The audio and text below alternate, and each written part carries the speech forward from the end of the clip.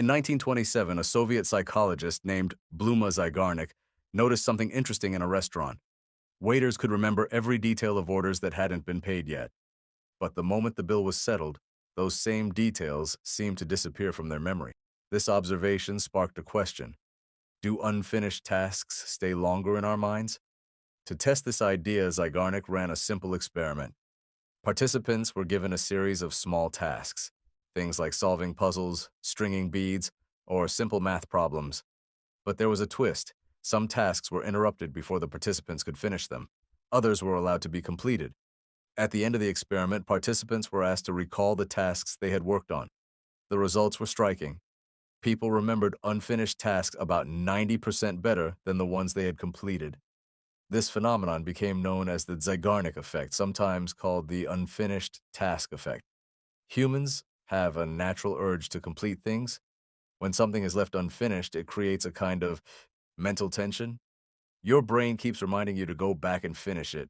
In other words, unfinished tasks create psychological momentum. You see this everywhere. For example, TV shows often end with a cliffhanger, a mystery, an unanswered question, and suddenly you can't wait for the next episode, but there's a catch. Too many unfinished tasks can overwhelm your mind. Instead of motivation, you feel stress, pressure, mental fatigue. But used correctly, this effect can be powerful, even in social situations. Instead of finishing every conversation, leave a thread open. For example, when a discussion gets interesting, you might say, "That's a great point. I actually had a similar experience, but I have to run now. Next time we meet, I'll tell you the story." That small sense of incompletion makes people remember you. The same principle applies to how you present yourself. Don't reveal everything at once. Leave space for curiosity.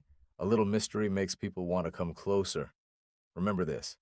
Sometimes the most powerful force in human motivation is not completion, it's unfinished business.